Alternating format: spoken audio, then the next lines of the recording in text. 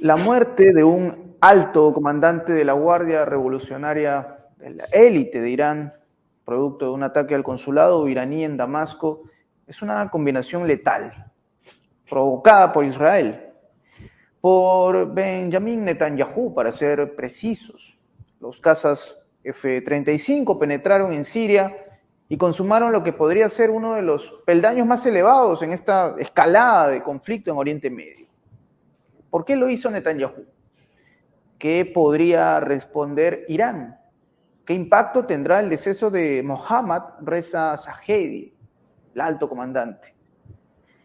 Para hablar de este tema, desarrollar aún más y profundizar, se encuentra con nosotros un amigo de la casa, un invitado de lujo. Estamos hablando de Roberto de la Madrid, un comunicador con muchos años de trayectoria, de experiencia, quien ha estado en lugares en los que el mundo ha tenido estas etapas de tensión que tanto nos llama a nosotros la atención. Querido Roberto, que también es director del canal de YouTube Detrás de la Razón, te agradezco por tu presencia, por tu gentileza y estamos aquí para conversar sobre esto. Bienvenido a Prensa Alternativa, Roberto. Gracias a ti, Enzo, muchas gracias. Gracias por estar en este espacio. Yo siempre celebro que haya gente como ustedes y que pues me parece el éxito enorme y hay que felicitarlos a ti, al Jota, a todo el equipo, a Lorenzo y a todos los que están allá atrás. Gracias por estar pues dando estas semillas de conciencia. Felicidades como siempre. Y a tus órdenes, tú pregúntame lo que quieras. Muchas gracias, Roberto, por esas palabras. Y bueno, es evidente, Roberto, que tú con el conocimiento que tienes nos vas a poder poner más en contexto lo que está pasando. Un ataque al consulado iraní en Siria, en Damasco, ¿podría esto interpretarse como un ataque de Israel a Irán, hablando ya en términos crudos y duros? ¿Cómo ves este panorama, querido Roberto? Sí, bueno, pues creo que está muy jugoso, el tema de hoy está jugosísimo y podemos ir por partes. Si quieres, vamos primero como lo marcas, primero hablar del ataque. Yo creo que es un ataque durísimo contra Irán, muy duro, porque desarticula las cabezas de inteligencia militar que son las que operan fuera del territorio iraní. Este comandante, que es uno de los top comandantes del Cuerpo de Guardianes de la Revolución Islámica de Irán, porque ya lo hemos explicado en nuestros programas, pero también, y me imagino que tú lo sabes, pero para recordarles al público, en Irán tienen dos ejércitos: el ejército tradicional, el ejército del país, el ejército nacional, y un cuerpo de élite es otro ejército que se llama el Cuerpo de Guardianes de la Revolución Islámica. Este ejército pues es el mejor pagado, el mejor preparado, el que tiene a cargo el programa nuclear, el que tiene a cargo los misiles balísticos, el desarrollo científico militar, es el Cuerpo de Guardianes de la Revolución Islámica. Entonces en Irán tenemos dos ejércitos. Y cuando hablamos del Cuerpo de Guardianes de la Revolución Islámica, por eso le pusieron ese nombre, porque ellos cuidan que se vigilan y cuidan que se respete los preceptos de la Revolución Islámica. Entonces, y ellos son los encargados de las operaciones especiales fuera del territorio iraní. ¿Por qué? Porque están velando, desde su punto de vista, por los intereses del Islam, de la interpretación que ellos tienen del Islam, porque bueno, pues Arabia Saudí tendrá otra interpretación y eso será otro tema. Entonces, teniendo estos dos ejércitos y aclarando este punto, es muy importante porque la muerte que ocurrió en el consulado, en el edificio consular, el día de ayer o anteayer, depende de la latitud que estemos, es tan fuerte y tan grave como la muerte al general Soleimani. El general Soleimani, recordemos que fue asesinado por orden de Donald Trump por un dron y justo en Irak. Es donde regresó los golpes Irán, pero el general Soleimani cumplía justamente estas funciones de articular la resistencia islámica, es la conexión y el mando con Hezbollah, con todas las milicias pro-iraníes que son armadas, entrenadas y financiadas por Irán. Y bueno, pues desaparece el general Soleimani y tienen que volver otra vez a armar esa red compleja de orden, de organización, y justamente a quien acaban de matar pues cumplía esa función. Entonces es un golpe durísimo porque desarticula, aunque tiene otros comandantes y otros almirantes y tiene también gente en los barcos que vigilan la resistencia islámica, este golpe es estratégico, militar y de inteligencia. Es un golpe terrible contra Irán porque finalmente pues al que mataron es el que sabía perfectamente bien entrenamiento, financiación, tránsito o transferencia de armas, no solo para Hezbollah de Líbano, sino para todas las milicias proiraníes que están en Siria y que defienden los intereses de Irán y de Siria, las milicias que están en Irak, milicias financiadas por Irán, las milicias también que están en el Líbano y que cumplen un papel de respaldo a Hezbollah. Entonces es un duro golpe. Analizando esto, por supuesto que tiene que responder a Irán, pero yo diría que quizás se equivoca cuando Irán dice amenaza con una dura respuesta o con una fuerte venganza, de hecho hablan de venganza. No, Irán, debes de responder y no como venganza, porque te asiste toda la razón. Vamos al siguiente punto. No solo es el golpe fuertísimo a la organización y a la inteligencia militar de Irán con este atentado y con este ataque, sino que además artículo 23, artículo 22, artículo 27 de la Convención de Viena y casi prácticamente todos los artículos establecen que cualquier representación diplomática es inalienable, inviolable. O sea, tú no puedes pasar, no puede pasar ni siquiera la policía del país en donde se encuentra esa representación diplomática. No puede pasar absolutamente nadie porque de acuerdo a la Convención de Viena, ese lugar se considera territorio del país representado.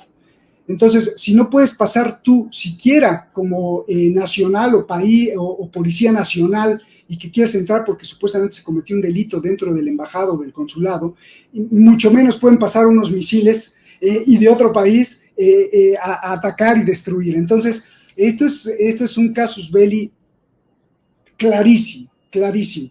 Y aquí me gustaría recordar la historia de, por ejemplo, el ataque a las Torres Gemelas. Son más muertos, pero finalmente es un ataque.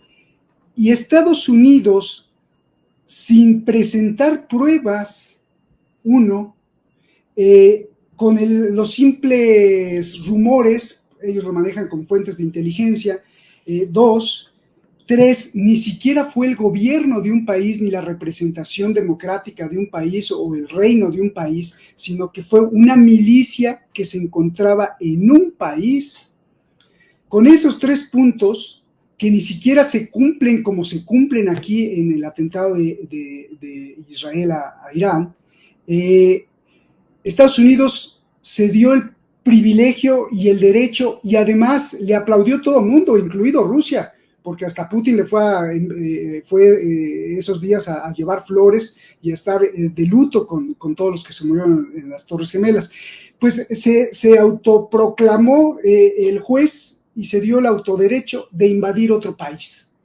Fíjate nada más, ni siquiera fue otro país el que atacó las Torres Gemelas, solo fue la acusación de que ese país o en ese país estaba una milicia terrorista la cual Estados Unidos tenía que combatir. Entonces, ahora que no es una milicia, sino que es el gobierno de un país, que es el gobierno de un estado que se dice estado como Israel, el que además aceptó y dijo, sí, nosotros bombardeamos. Entonces creo que debe de responder implacablemente, no es una cuestión de venganza, es un ataque al territorio iraní. Si no lo quieren ver así es porque les da miedo la respuesta, pero al principio todas las declaraciones en el parlamento iraní, ante las autoridades iraníes, se manejó como que esto es un ataque al territorio iraní. Es decir, si yo ahora pongo una bomba en la embajada de Perú, aquí en la Ciudad de México, estoy atacando territorio peruano. Y si ahora es un gobierno el que ataca deliberadamente la embajada peruana o la representación peruana, pues es un ataque al territorio peruano. Entonces, esto no hay que ni dudarlo. Podemos revisar la Convención de Viena y en todos los artículos, esto es un ataque al territorio iraní. por ende es un ataque contra Irán y por ende puede ser casus belli, por ende puede ser muchas cosas porque ha violado y ha roto Israel la ley internacional. Entonces, contestando a tu pregunta, ¿se puede tomar? No, es que es un ataque al territorio de otro país. Es como si hubieran atacado, Enzo, un edificio en Teherán. Así de simple. Como si hubieran atacado un edificio en cualquier otra ciudad dentro de Irán. En Mashhad, en Shiraz, en Isfahan, ¡pum!, cayeron. Y entonces se debe de tomar así. Esto es un ataque a mi país, a mi bandera, y de hecho hasta las fotos se ve ahí la bandera de Irán tirada en los escombros. Así debemos de tomar. Si quieres, esto es para empezar y vamos a ir avanzando en eso. No, y es lo que mencionabas, Roberto, con esta analogía, porque claro, vamos a suponer que fuese la embajada de Estados Unidos, por ejemplo, la que hubiese sido atacada. Desde luego, la respuesta sería colosal. Bombardeos tras bombardeos. Y acá viene un punto interesante, Roberto, de lo que estás comentando, de la respuesta de Irán, porque sí, es verdad, hay una respuesta inicialmente en el plano comunicacional. Se habla ya de una afrenta y de que Irán responsabiliza no solamente a Israel, sino también habla de cómo es que Washington está involucrado. Obviamente, hablando de la alianza que hay entre Estados Unidos e Israel. Pero ya para ir a un punto que tiene que ver precisamente con este detalle, Roberto, a ver, ¿qué tipo de respuesta podría tener Irán? Porque entendemos, el ataque al consulado iraní representa un golpe fuerte, tal y como tú lo estás mencionando, que a su vez, entiendo yo, es una respuesta de Israel a otras acciones tomadas por Irán, pero no al mismo nivel. O sea, no estamos hablando del mismo nivel. Hablamos de un par de peldaños, si se quiere, más adelante. ¿Esperamos una respuesta de una magnitud similar de Irán o es que Irán va por el golpe mayor y lo tenemos rondando? O sea, tal vez sea un poco exagerado si lo digo, Tel Aviv. O sea, ¿estamos hablando de algo tan colosal como esto? No sé cuánto tengamos de tiempo, Enzo, y si nos podemos extender o tiene que ser corto, tú me dirás. Por favor, vamos. Pero mi conclusión la quisiera dar hasta el final. Y mientras, pues vamos a ir con estas preguntas que me vas poniendo para irlo analizando. Perfecto. Y esto para mantener también al público así, es que va a decir Roberto. No voy a decir nada. Claro, sí. Pero creo que es necesario ir contestando tus preguntas para al final, pues dar mi conclusión de qué pasó, ¿no? O de qué es lo que está pasando. Pero sí, yo creo que ¿qué debe de contestar Irán? Bueno, Irán debe de contestar igual.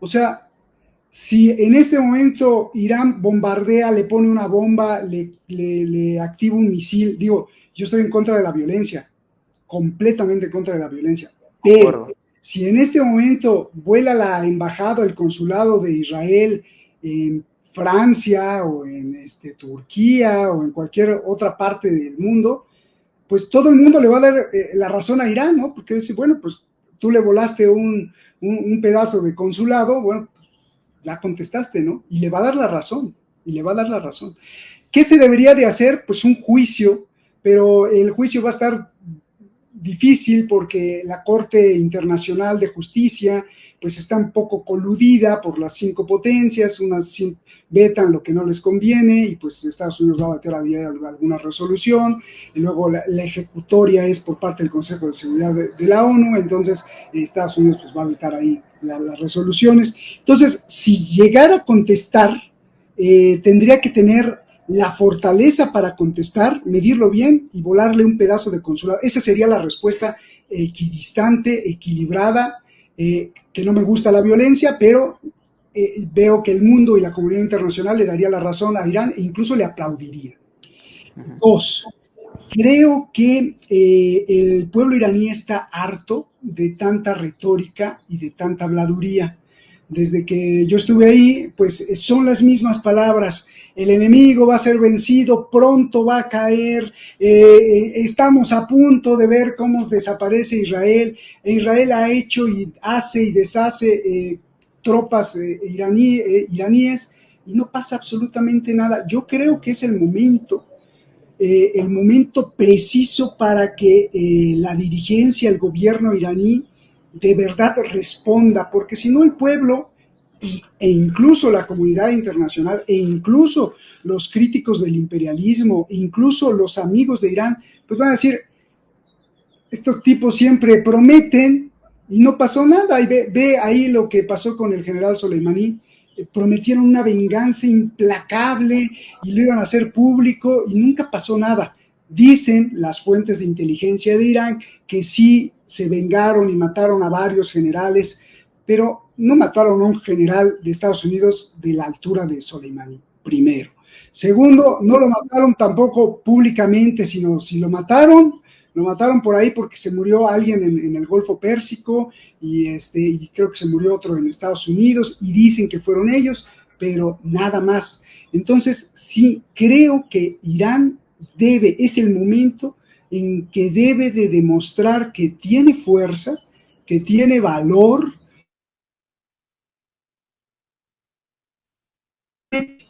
porque pues si no, estamos en un mar de retórica.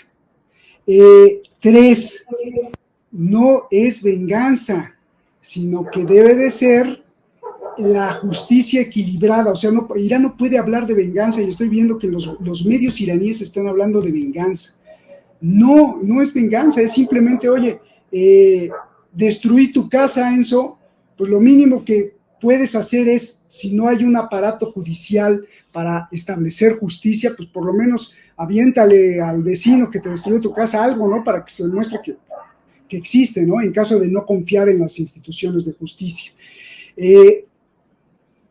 Cuarto punto, Irán dice, culpamos a Israel, lo responsabilizamos de lo que pasó ahí.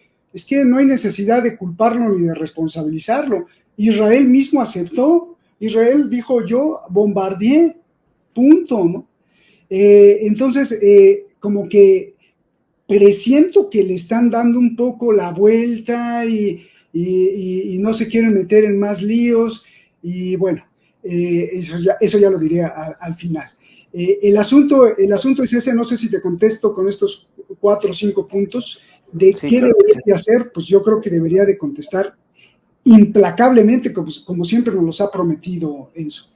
Sí, y eso es lo que tú comentabas, Roberto, porque este mar de retóricas efectivamente nos hace creer que tal vez no vemos una respuesta de esta misma dimensión.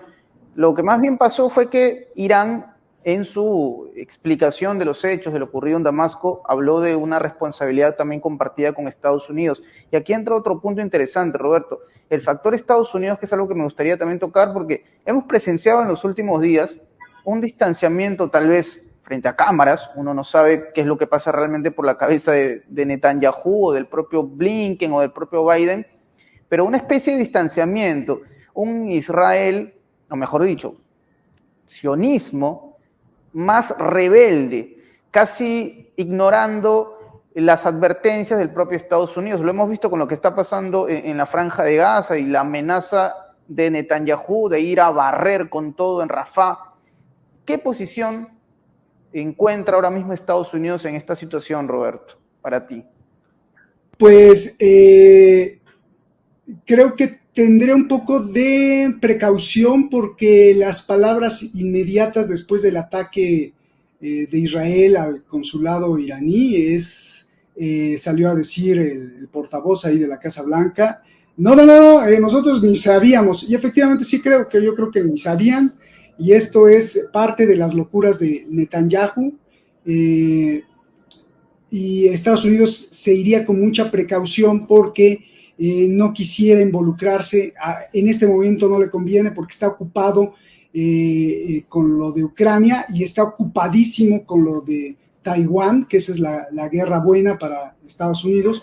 Entonces no le convendría involucrarse en una guerra en Oriente Medio y no quisiera ser arrastrado. Entonces la posición de Estados Unidos creo que sí sería no darle el espaldarazo, que sería el apoyo, no, darle la espalda a Israel en caso de que Israel se aloque y quiera llevarlos todos a una guerra regional, que tarde o temprano, pues a lo mejor sí Estados Unidos tendría que acabar aceptando ayudar a Israel, pero creo que sí al principio le daría la espalda, y lo estamos viendo, le está dando la espalda, por lo menos a nivel público, quizá atrás de cámaras sean otras cosas, pero a nivel público, que también importa mucho, Enzo, es que Biden está llamándole la atención a Netanyahu, es que Biden le puso un ultimátum de no entres a Rafah, no lo vamos a permitir, es que Biden desafió incluso queriendo poner un muelle flotante frente de las costas de Gaza. Entonces sí, en este punto creo que le daría la espalda y no lo apoyaría. Creo que también Irán comete un error también de retórica, porque es como, a ver, sé hombre y responsabilízate, ¿no? Oye, me atacó Enzo. Sí, pero, perdón por hacer esta analogía tan cómica, pero es que el J también tiene la culpa, ¿no?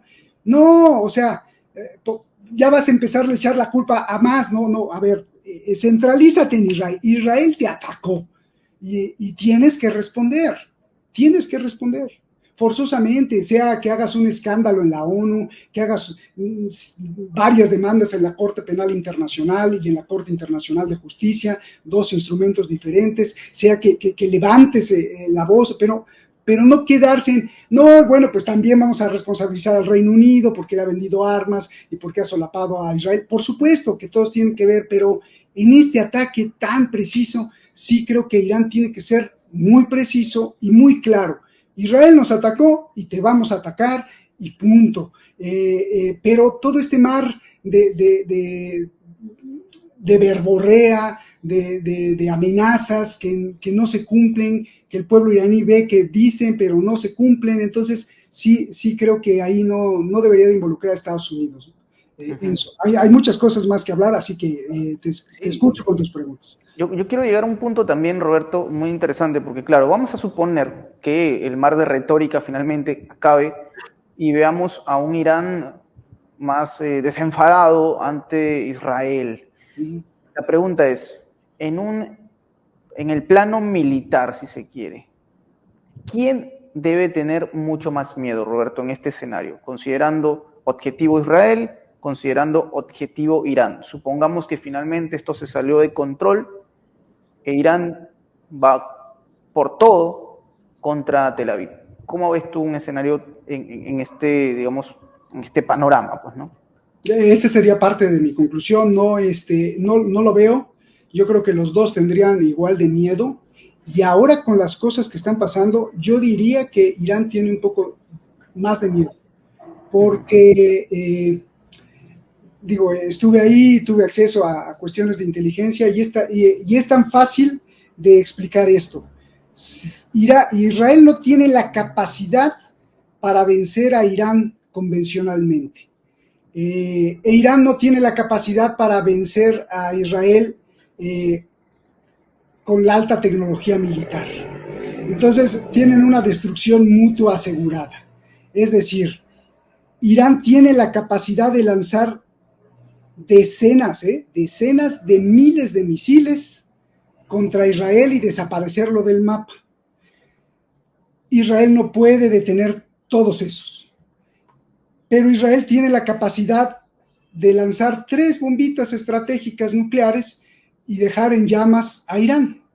Entonces, pues los dos están siempre así midiéndole y no creo que se vayan a atacar jamás, porque es la muerte para los dos. Ahora, creo que tiene un poquito más de miedo Irán, porque en las últimas veces Israel ha sido muy preciso, O sea, ¿cómo sabía que en ese momento, en ese anexo, porque no era el consulado precisamente, no era la embajada, sino en esa oficina estaban reunidos los top comandantes de inteligencia de fuerzas exteriores o de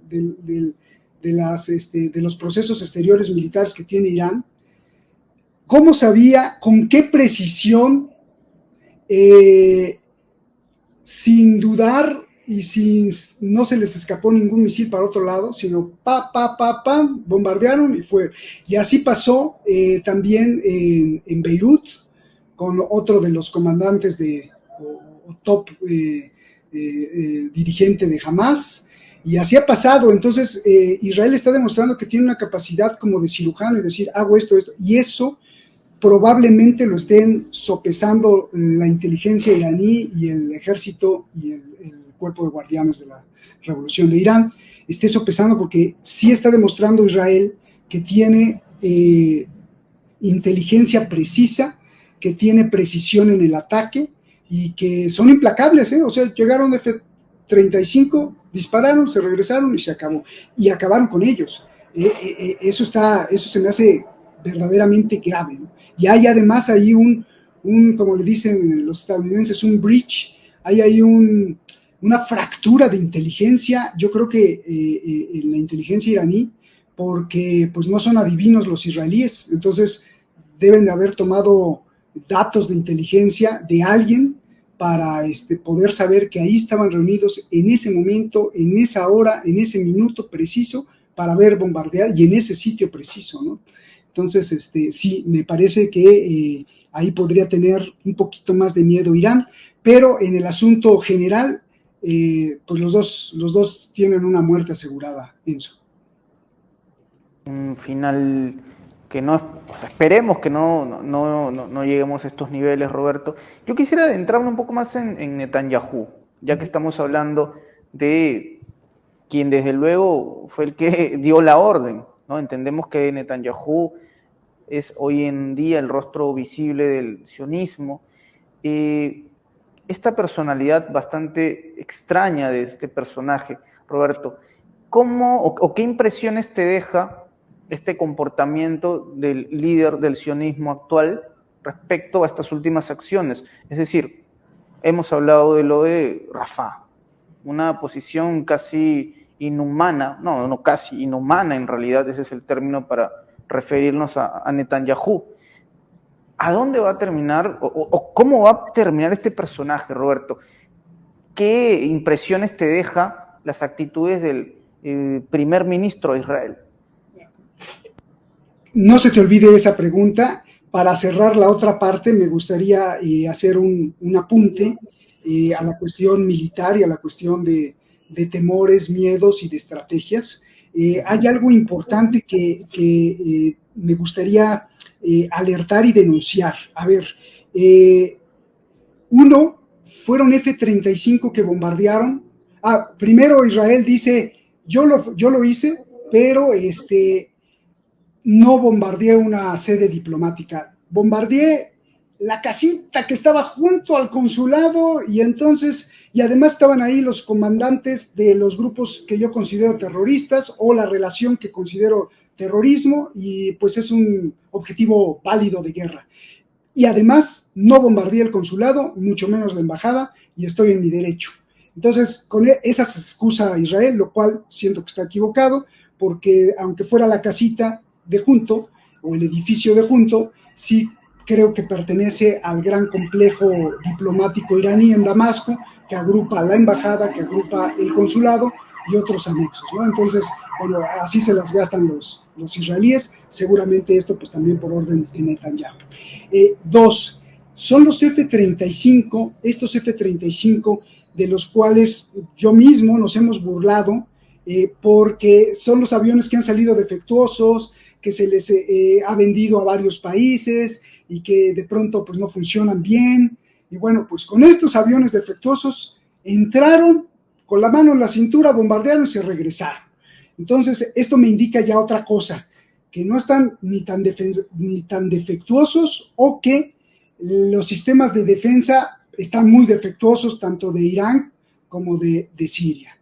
3, y aquí viene el problema más grave que yo viví en Irán, porque yo me encontraba parlamentarios iraníes que estaban enfadados con Rusia, también políticos iraníes del gobierno iraní que estaban muy enfadados con Rusia, pero no se le daba mucho voz a esto porque pues Rusia es aliado. El asunto es que desde hace mucho tiempo Rusia ha dado los misiles S-300, que son súper eficaces, a Siria. No solo eso, Rusia también le ha dado los más eficaces de defensa, que son los S-400. No solo eso, los ha entrenado a los militares sirios para manejar estos sistemas de defensa. No solo eso, Rusia tiene destacamentos y bases militares en Siria con sistemas de defensa S-300 y S-400. Y desde hace mucho tiempo, cuando incluso yo estaba en Irán, cada vez que bombardeaba Israel con misiles, con F-35, con aviones F-16, bombardeaba posiciones sirias, que para eso se las dio Rusia, para defenderse, posiciones sirias, posiciones del cuerpo de guardianes de la Revolución Islámica. Esto no es nuevo, lo que es nuevo es que le mataron a los top, y lo que es nuevo es que bombardearon un consulado, pero almacenes con armas, oficinas de inteligencia de Irán en Siria han sido bombardeadas, han matado una infinidad de soldados sirios, y los S-300 y los S-400 de Rusia, que son las estrellas de la defensa aérea, no sirven. Entonces la pregunta es, ¿Rusia los apaga porque le tiene miedo a Israel? ¿Rusia los apaga porque le gusta que Israel bombardee a Siria? ¿O los S-300 y S-400 no sirven para nada frente a las armas de Estados Unidos porque los F-35 son de Estados Unidos? ¿Cómo contestar eso? Y esta pregunta se la hacían los parlamentarios iraníes, que decían, pero si nuestros aliados rusos tienen ahí, ¿por qué permite Rusia? ¿Será que los apagan o será que no sirven? Cualquiera de las dos, pues es gravísimo. Entonces, esto a la pregunta anterior de que cuánta precaución tiene Irán con respecto a atacar a Israel, pues yo creo que debe ser más, porque si no funcionan los S-300 o S-400, o si Rusia en realidad está apagando los switch para que Israel ataque, pues son dos cuestiones graves que tiene que sopesar Irán a la hora de un ataque así, porque si Rusia les va a ayudar a los israelíes, o se lava las manos, o no sirven las cuestiones militares rusas, pues es algo tremendo. Quería plantear eso porque creo que es muy, muy preocupante, sobre todo para la estabilidad en Oriente Medio, Enzo. No, claro que sí, Roberto. Desde luego nosotros aquí tratamos de, evidentemente, más allá digamos, del sesgo que pueda haber en el público, poner cosas de un plano objetivo, ¿no? Por eso es que valoro mucho lo que tú propones, que forma parte también de esta narrativa y que seguramente Irán en el camino irá evaluando. Yo quisiera volver rapidito a Netanyahu, porque hay un punto también que justo lo conversábamos aquí en producción al momento de hablar precisamente de este tema, porque tú sabes, ocurre algo como esto y surgen varias hipótesis.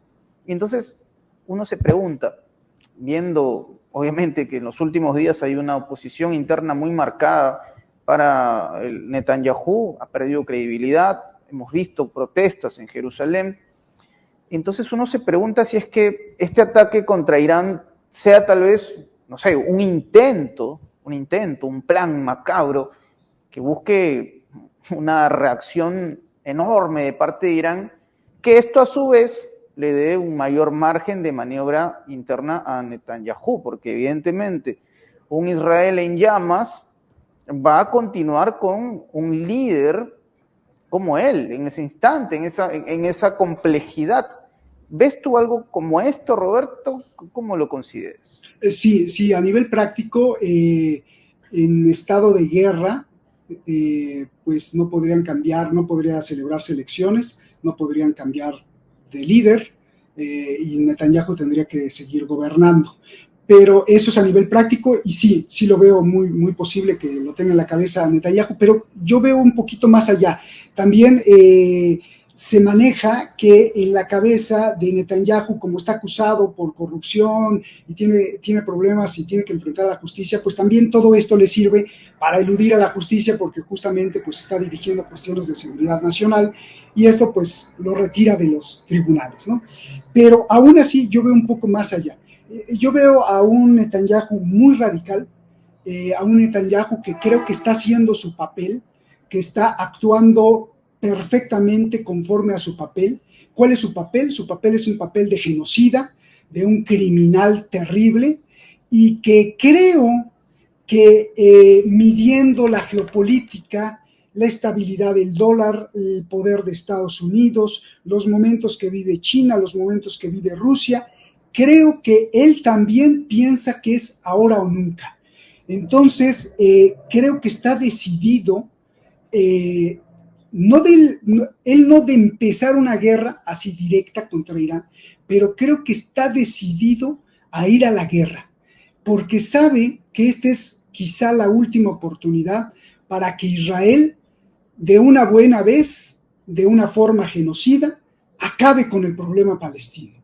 Entonces, y es por eso, y esto contesta la otra pregunta, y es por eso que está decidido, incluso desafiando a Biden y a todo el mundo, de entrar a Rafah y barrer. Dice él que se ha tardado porque está viendo las cuestiones de evacuación, y contesto, aunque me caiga mal Josep Borrell, lo que le dijo hace 2 o 3 meses, que dijo, ¿evacuar a dónde, no? A la luna, porque ya no hay a dónde evacuar, está cerrada la frontera, sería que los llevaras a que se ahogaran al mar, ¿no? Entonces, sí creo que está estudiando perfectamente cómo barrer Rafah, y si se enoja Hezbollah, pues que se enoje en la mente de Netanyahu. Si se enoja Irán, pues que se enoje Irán, y si nos ataca Irán, mejor, porque nos vamos a una guerra ya total regional, y esto le permitiría a Israel apostar por una sola cosa, que es sobrevivir, y la sobrevivencia quedaría en vencer a todos, acabar con el problema palestino, aplastar Cisjordania, por supuesto barrer la franja de Gaza y volver a reconstruir todo ahí, y como lo planteaba el mismo Donald Trump y Jared Kushner cuando vendió los tratados de Abraham, que la franja de Gaza se convirtiera en un lugar de centros comerciales, metros elevados, florecitas y palmeras y todo esto. Bueno, pues eso sería lo que viniera después, ¿no? Porque le apostarían solo a una cosa, que sería aplastar todo, atrayendo a la guerra a todos los actores. Y con guerra en todos los actores diría, bueno, vamos a sufrir, va a sufrir Israel, pero de una buena vez, ya si nos vencen, bueno, pues ya nos vencieron, pero si ganamos, se acabó para siempre el problema palestino, porque va a quedar aplastado todo. Y eso es lo que yo veo de Netanyahu. Creo que se está comportando de acuerdo a su perfil y a su plan hipergenocida, que es eliminar todo, trayendo y atrayendo a todos a la guerra, ¿no? Y está provocando a Hezbollah y sigue provocando a Hezbollah. Yo incluso estoy también denunciando esta parte de Hezbollah, porque cuando empezó la respuesta a la incursión de Hamas a partir del 7 de octubre del año pasado, Hezbollah anunció que no iba a dejar entrar a los israelíes por tierra a la franja de Gaza, que eso era una línea roja. Y mira, ya se metieron, ve cómo dejaron el hospital Al-Shifa. O sea, ¿y qué hizo Hezbollah? Nada. Entonces, sí siento que a la resistencia islámica le falta más valor, más poder, y dejar la retórica a un lado. Y creo que Netanyahu ya les tomó la medida, y cada vez los pica más y los pica más y los pica más, porque sí le convendría en su mente genocida que se arme un Armagedón ahí, para que solo apuesten por la victoria, y la victoria significa que se deshacen del problema palestino de una buena vez. No sé si te contesté eso. Sí, Roberto, y esto nos explica también la personalidad de este sujeto, Benjamin Netanyahu. Si hablar de él como un psicópata no sería descabellado, con todo el respeto lo digo. Roberto, me gustaría, ya para redondear esta conversación, tú nos planteabas conclusiones, y yo siempre valoro esta parte de la entrevista contigo, porque normalmente las cosas que tú comentas se dan. No es que tengas una bola de cristal, obviamente, pero desde luego el conocimiento que tienes ayuda mucho para que entiendas o tengas una mejor lectura de las cosas. A ver, Roberto, cuéntame, ¿qué conclusiones podríamos sacar ya a razón de todo lo conversado, esta temática? Bueno, esta parte que me preguntaste creo que es esencial porque creo que Netanyahu quiere guerra.